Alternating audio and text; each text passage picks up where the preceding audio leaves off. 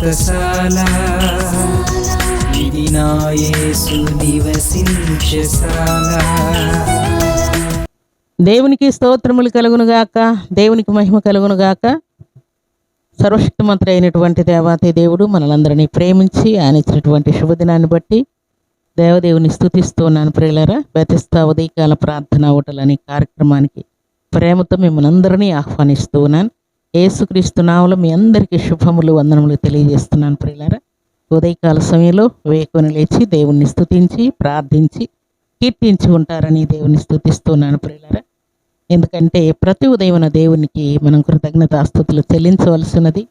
ఆయన శ్రేష్టమైనటువంటి వాక్కును ధ్యానించవలసి ఉన్నది. ఎందుకంటే ఈ వాక్కులో ఉన్నటువంటి గొప్ప శక్తిని మనం అనుభవించాలని దేవుడు కోరుకుంటూ ఉన్నాడు. ఉదయకాలమే అపవాదికి చోటు ఇవ్వకుండా, అపవాది క్రియలకు తావీయకుండా ఉదయమే లేచి దేవుని యొక్క శక్తిని ప్రసన్నతను మనం పొందాలని పరిశుద్ధాత్మ దేవుడు కోరుకుంటూ ఉన్నాడు.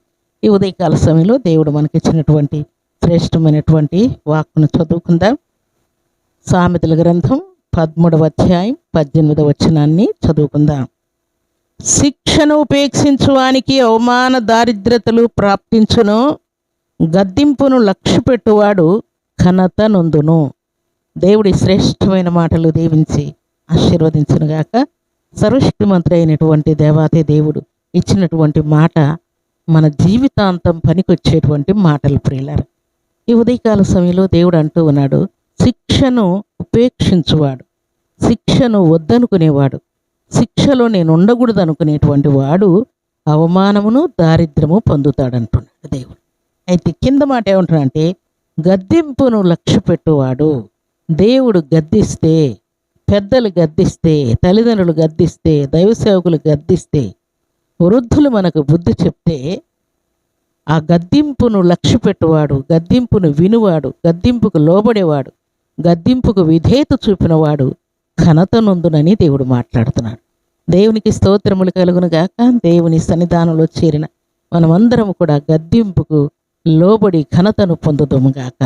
ఈ ఉదయకాల సమయంలో దేవుడిచ్చినటువంటి శ్రేష్టమైన మాట, మనము గద్దింపును లక్ష్యపెట్టాలని, ఘనత పొందాలని దేవుడు కోరుకుంటూ ఉన్నాడు. ప్రియులారా, అలాగే సామెతల గ్రంథం 3వ అధ్యాయం 12వ వచనంలో, తండ్రి తనకు ఇష్టుడైన కుమారుని గద్దించు రీతిగా యెహోవా తాను ప్రేమించు వారిని గద్దించును అని వ్రాయబడింది. ఒకవేళ దేవుడు మనల్ని గద్దిస్తున్నాడంటే, దేవుడు ఒకవేళ మనల్ని శిక్షిస్తున్నాడంటే, మనల్ని దేవుడు ప్రేమిస్తున్నాడు కనుకనే మనల్ని గద్దిస్తూ ఉంటాడు. దేవునికి సంబంధం లేనటువంటి వ్యక్తులు, లేక మన ఇంటి వారే, మన కుమారులే, మన కుమార్తెలే తప్పు త్రోవలో పోతూ ఉంటే మనం గద్దిస్తూ ఉంటాం, బుద్ధి చెప్తూ ఉంటాం. కానీ ఊరు బయట ఉన్నవారిని, ఊరిలో ఉన్నవారిని, ముఖం తెలియని వారిని మనం గద్దించలేం. ప్రియులారా, వారికి బుద్ధి చెప్పలేం.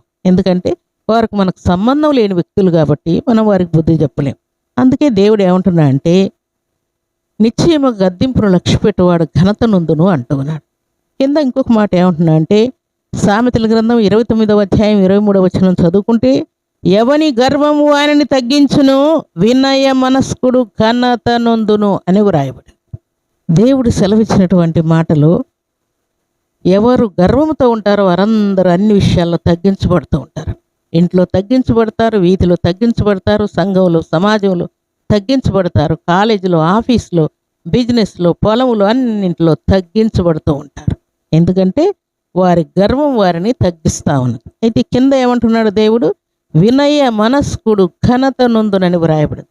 ఎవరు తమను తాము తగ్గించుకుంటారో, ఎవరు లోబడుతూ ఉంటారో, ఎవరు తమను తాము విరిగి నలిన హృదయంతో దేవుని మాటకు తల ఉంచుతూ ఉన్నారో వారందరూ కూడా ఘనత పొందుదురని దేవుడు శ్రేష్టమైనటువంటి మాట మనకిస్తూ ఉన్నాడు. ప్రియులారా, అందుకే ప్రభు సన్నిధిలో చేరిన మనం గద్దింపును లక్ష్యపెట్టి ఘనత పొందాలని దేవుడు కోరుకుంటూ ఉన్నాడు. ప్రియులారా, అలాగే వినయ మనస్కులమై ఘనత పొందాలని దేవుడు కోరుకుంటూ ఉన్నాడు. అట్టి వారిని దేవుడు నిశ్చయముగా ఇంట బయట సంఘంలో, సమాజంలో ఘనత పొందేటువంటి పాత్రలుగా దేవుడు ఉంచబోతూ ఉన్నాడు. ప్రియులారా, ఈ ఉదయకాల సమయంలో ప్రభు సన్నిధిలో చేరినటువంటి భక్తి కలిగినటువంటి వారు ఎందరో, భక్తుడైన దావీదు కానీ, భక్తుడైనటువంటి యోసేపు కానీ, భక్తుడైనటువంటి అబ్రహాం, ఇస్సాకు, యాకోబులు కానీ, భక్తుడైనటువంటి మోషే కానీ, భక్తుడైనటువంటి సమూయేలు కానీ ఎవరినైనా తీసుకోండి ప్రియులారా, వారందరూ కూడా దేవుని మాటకు, దేవుని గద్దింపుకు తల వంచారు ప్రియులారా. గద్దింపును లక్ష్య పెట్టారు, అందుకే వారు ఘనత పొందారు. వినయ మనస్కులందరూ కూడా ఘనత పొందుకున్నారు. ప్రభు సన్నిధిలో చేరినటువంటి ప్రభు బిడ్డలమైన మనం దేవుని సన్నిధిలో చేరి గర్వానికి, అహంకారానికి తావీయకుండా వినయ మనస్కులమై ఘనత పొందాలని, గద్దింపును లక్ష్యపెట్టి ఘనత పొందాలని పరిశుద్ధ ఆత్మదేవుడు కోరుకుంటూ ఉన్నాడు. నిజముగా ఇట్టి వారిని దేవుడు దీవించటానికి, హెచ్చించటానికి, స్థిరపరచటానికి దేవుడు ఇష్టపడుతూ ఉన్నాడు ప్రియులారా. ఈ ఉదయకాల సమయంలో ఏ విషయంలో విద్యను బట్టి, బుద్ధిని బట్టి, ఉద్యోగాన్ని బట్టి, లేక వివాహాన్ని బట్టి, సంతానాన్ని బట్టి, లేక నీ పొలము నూరంతల పంట వస్తూ ఉంటే, నీకు ప్రమోషన్ వచ్చి దేవుడు నిన్ను హెచ్చిస్తే, ఆత్మీయ జీవితంలో దేవుడు నిన్ను హెచ్చిస్తే నువ్వు గర్వపడుతూ ఉన్నావేమో. అయితే గర్వం దేనికి సాదృశ్యం అని గ్రంథం సెలవిస్తుందంటే అది పతనానికి సాదృశ్యమని దేవుడు తెలియజేస్తున్నాడు. గర్వపడు వారందరిని కూడా దేవుడు తొక్కివేసినట్టు వ్రాయబడి, గర్వ హృదయులందరూ కూడా యెహోవాకు హేయులని వ్రాయబడి ఉన్నది ప్రియులారా. దేవుని బిడ్డలకు, దేవుని యొక్క సారమెరిగిన వారు తమ్మును తాము అన్ని విషయంలో తగ్గించుకుంటూ పోతూ ఉంటారు. అందుకే దేవుడు వారిని హెచ్చించి ఘనతకు పాత్రలుగా చేయబోతున్నాడు. ఈ ఉదయకాల సమయంలో ప్రతి విధమైన గర్వానికి, అహంకారమునకు నువ్వు దూరమైపోదువుగాక. వినయ మనస్కులై దేవుడు నీ కోసం దాచి ఉంచినటువంటి ఘనతను పొందుదువుగాక. అలాగే గద్దింపును లక్ష్యపెట్టి ఘనత పొందుదువుగాక. ఇంట బయట సంఘములో, సమాజంలో దేవుడు నీ కోసం సిద్ధపరచి ఉంచినటువంటి గొప్ప ఘనతను, కీర్తిని, పేరును, ప్రఖ్యాతిని పొందుకొని దేవుని కొరకు బలమైన సాక్షిగా నీవు ఉండాలని దేవుడు కోరుకుంటూ ఉన్నాడు. అలాంటి కృపా భాగ్యం ఉదయకాల సమయంలో సర్వాధికారి మనందరికీ అనుగ్రహించి ఆశీర్వదించునుగాక. ఆమేన్.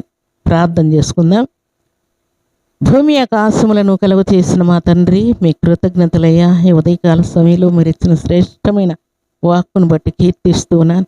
నిజముగా మీ లేఖనం సెలవిచ్చినట్లుగా ఎవరు గర్వ హృదయులై నా తండ్రి మీ మాటకు తలవంచకుండా ఉంటారు, వారందరి మీద తండ్రి నాయన మీ ఉగ్రత ఉన్నది. అటు వారందరినీ నేను తృణీకరిస్తానని, వారు నాకు హేయులని, వారిని తగ్గిస్తానని మీరు సెలవిస్తూ ఉన్నారు. అయితే వినయ మనస్కుడు ఘనతనందునంటున్నాడు, గద్దింపును లక్ష్యపెట్టువాడు ఘనతనందురని సెలవిస్తూ ఉన్నారు. మీకు కోట్లాది వందనములు తండ్రి. పరిశుద్ధమైన మీ సన్నిధిలో చేరి ఈ మాటలు వింటున్న బిడ్డలందరికీ కూడా నాయన మీ ఘనతకు పాత్రలుగా చేస్తూ మహిమ పొందండి. వారిలో ఉన్న ప్రతి విధమైన సాతాను సంబంధమైన క్రియలన్నీ లయం చేయండి. వారి జీవితాలను స్థిరపరచండి. మీకు భయపడి లోబడి కృపనిస్తూ మహిమ పొందమని ప్రార్థిస్తున్నాను. ఈ ఉదయకాల దీవెనలు, ఆశీర్వాదం సమృద్ధిగా మీ బిడ్డలకి ఇచ్చి మీ శాంతి, మీ సమాధానం వారిని ఏలనిస్తూ మీ కొరకు బలమైన సాక్షులుగా జీవించినట్లు కరుణ చూపుతూ మేలుతో తృప్తిపరచి మహిమ పొందవని, ఈ దినం బర్త్డేలు, మ్యారేజ్ డేలు జరుపుకునే బిడ్డలకును దీవెన దయచేయమని యేసుక్రీస్తు పరిశుద్ధమైన నామములు స్తుతించి ప్రార్థించి అడిగి వేడుకుంటున్నాము తండ్రి. ఆమేన్.